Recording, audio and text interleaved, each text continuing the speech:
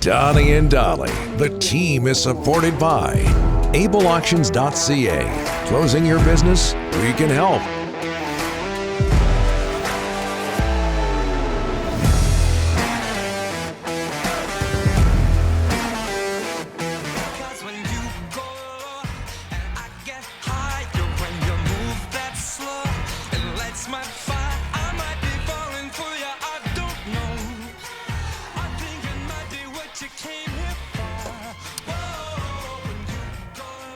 I'll tell you what, that's not Thomas Drance.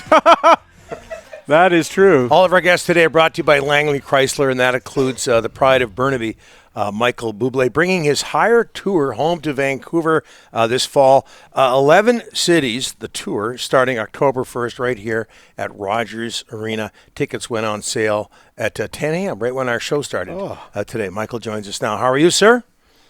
Hey guys, thank God I needed the money so badly. Yeah. We know that wife has an Amazon problem. I'm telling you right now. You know what's crazy? I can relate. That video you just played. Mm-hmm. You know who choreographed that? No. You know what, Michael? I don't. I have no idea. Tony Gallagher. Oh, yeah. Tony I heard Gallagher. about that. That's right. He is unbelievable. Yeah. I mean, just a jack of all trades. Yeah. I think he's one of the dancers, too. That's a good hookup. How many times have you played Rogers Arena, and how special is it to play Rogers Arena? Oh, God, it's you know what's funny? It's the one place that I don't want to say nervous, but I'm the most excited, anxious, because I look out there, it's everybody, it's my whole family. Mm-hmm. It's everybody I've known my whole life. Same people that used to come to Babalu or the Michael J. Fox Theater or my dentist, it's everybody. So it means a hell of a lot. It really does. What is it like before a concert for you? I mean, you're a veteran now. Do you get nervous before every single concert? No, I don't get nervous, no. I think once I got my stuff together, like, you know what? It's funny. I talk to Bruce about this all the time. The more prepared you are, the more loose it seems to everyone. Yeah. You know, and by the way, every night's different. I never know like you guys don't know what you're going to say every day. It's just kind of, you improv and things are happening. Yes. But that's the joy, is not knowing what's going to happen. But at the same time, being really prepared so that when something does happen, it doesn't throw you off. Michael, you attend Canuck games. You've held concerts at Rogers Arena. Has anybody ever complained about the seat cushioning at Rogers Arena or just the seats in general? It's a topic of discussion on this show. You ever heard that before? No, but you know what's funny? I was just talking to one of my best friends yesterday, and he asked me the question. He said, "You're coming to Vancouver," and I was, "Are you excited?" And I said, "Yeah," but I said, "We're as a fan base, as a city, we're not the easiest audience," and I include myself in that. Yeah. I mean, and I've talked to many Canucks and Vancouver Giants players, and we're quiet, We're not, we're not Montreal. We're not screaming and yelling. And why do you think that is? Either we're high or we're we're high, or maybe we're just a little bit more conservative. I think we are a little more conservative. But Michael, we make up for it after Game 7 of any Stanley Cup final. Ooh. Right? Oh, and all our buddies, no matter where we are, they always get us with that, huh? It's right. Like, when the Leafs went out, I'm friends with all the guys that run the hockey news and ESPN. They do we're in this fantasy hockey together. And all year, all I heard was how their glorious Leafs would be holding the cup. And I couldn't wait to hear Hall & Oates singing "You Make My Dream Come True" as they went up the bright route. And you can imagine, I destroyed them. Every chance I got. Every goal that Nazem Kadri scored after they were out, I would say, "Wonder what it would have been like to have him on your team." And or to have a goaltender like Thatcher Demko, and of course the comeback is always, "I don't know, maybe we'll throw a riot." That's always the comeback. Yeah. But Michael, you know what's going to happen if Tampa Bay ends up coming back and winning the Stanley Cup? Well, we took them to 7 games. Yeah. The Rangers didn't. They're going to be their comeback. The Panthers didn't. Of course, it's going to be their comeback. Do you have confidence in Boudreau and Rutherford and Alvin? Do I? Yeah. Yeah, well, listen, I'm friends with a lot of these guys, and I can tell you this: it's fun coming to the rink. They like hockey again. And I don't know. I so many times I would talk to so many people about this, and including even Francesco, and I would say, you don't have a hockey problem. I think it's a people problem. I think it's not to say we had bad people, just environment for a bunch of young kids is massive, and it's all a confidence game. As you guys know, you both love sports, you both played sports. When you're confident, you're unstoppable. And there's a lot to be said for coming to the rink. And I can say this unequivocally. I know that the difference between the day before Senior Boudreau was hired and the day he came, it couldn't be more night and day in the style of management that Mr. Rutherford brings as opposed to Benning. I think it was a far more personal thing. I think even knowing that a guy like Stan Smeel, who is, not just a beautiful human being, but really a tremendous leader who leads by his actions. I think the first thing he did was went down to all those guys and just told them what they meant to him and to the team, and that they mattered and that this was a family. And that directive, it comes from Francesco in a big way, because he cares about those guys, human beings. And listen, it's so funny, I as fans, it's so easy we always talk about the owners, and it's easy to rip on all these people, but we're lucky, man. We got a good ownership team, and we have a good management team. And I can tell you, just facts are that the players are happy, man. They're happy to be here. They want to be here. And I think that change of environment is so good for us as a fan base, because players from other cities hear about that. Trust me, that gets around.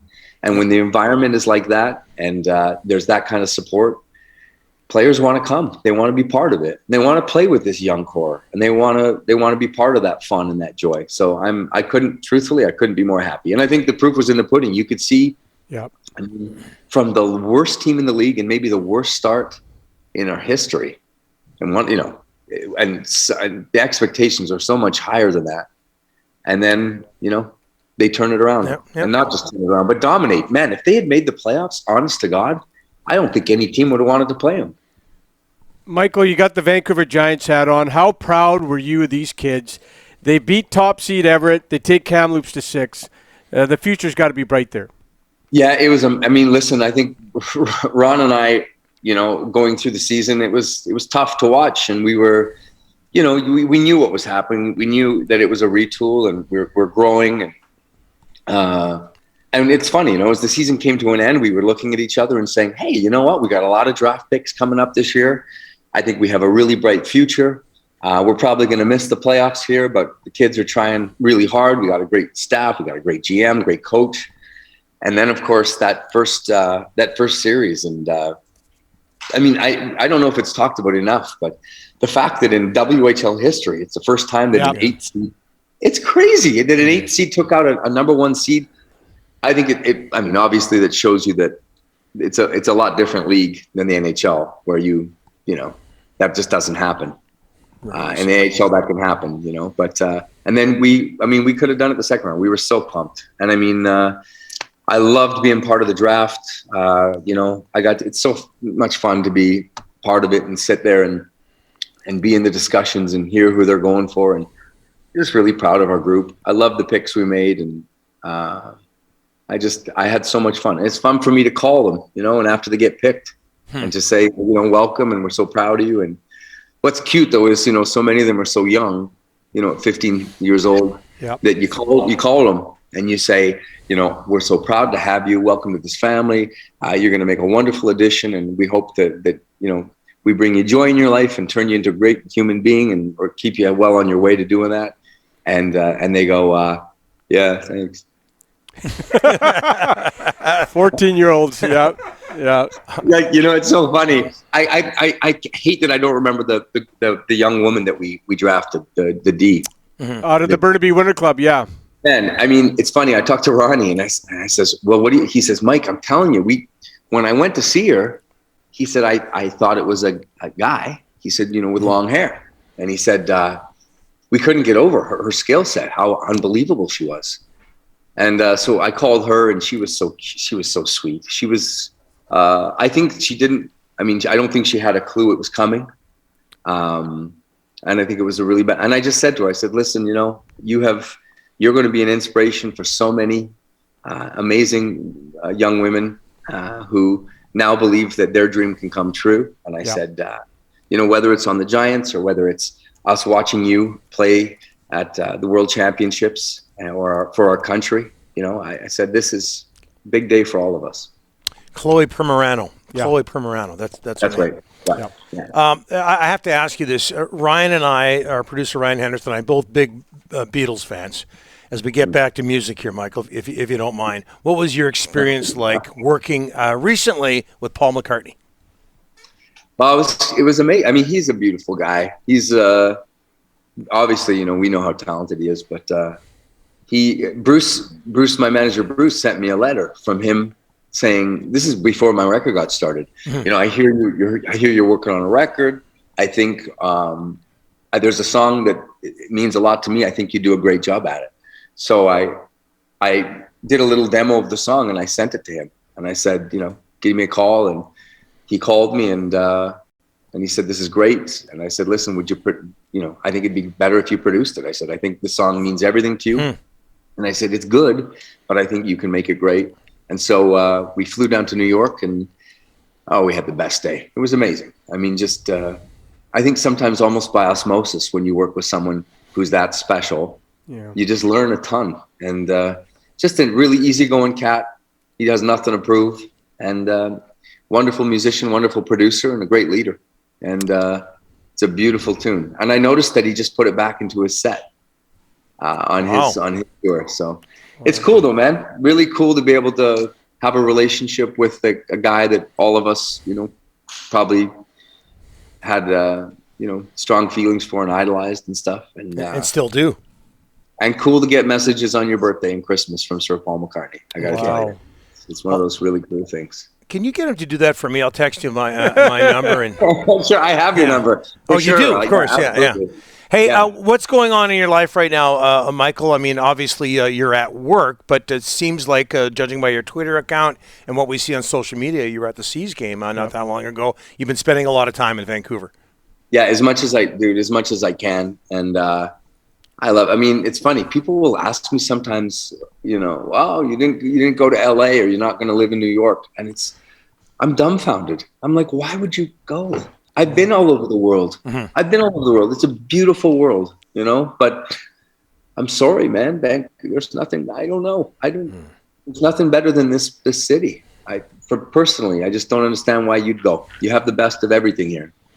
And, so I love it. Loved going to that Seas game. My kids had so much fun.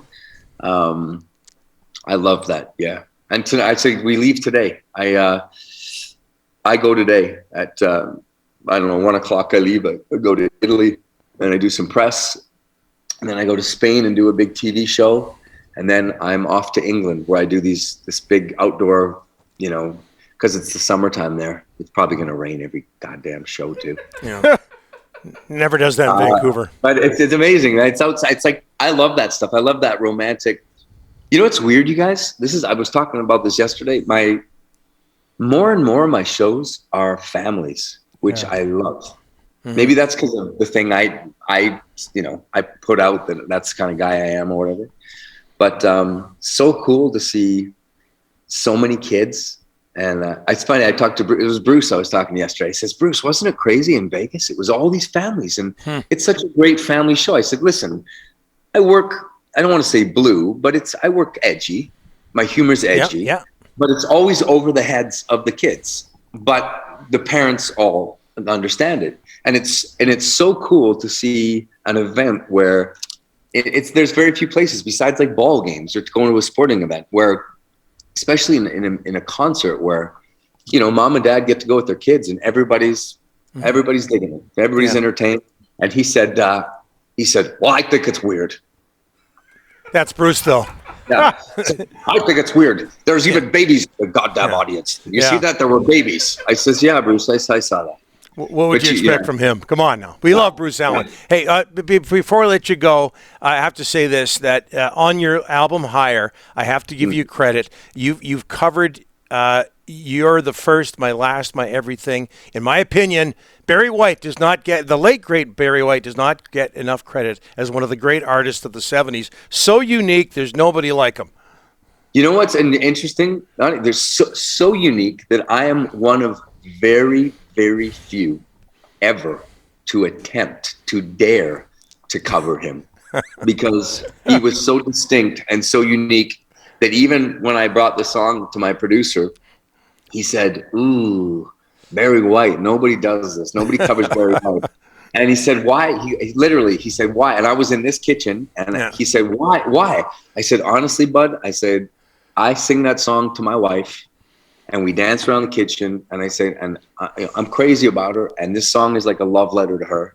And it's interesting. So when we did the first recording, I had all the band in the studio, and I said, "Oh, I want it to be like a mix between that Barry White, obviously, version and Elvis Presley's,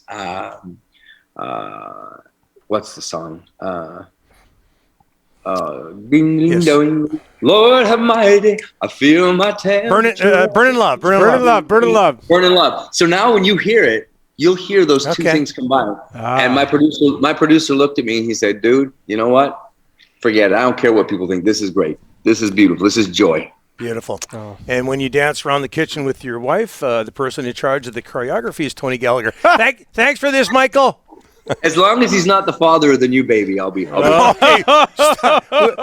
we don't need that image. Thank you. Oh, thanks, Michael. Outstanding, my friend. Thanks, guys. October 1st. You bet.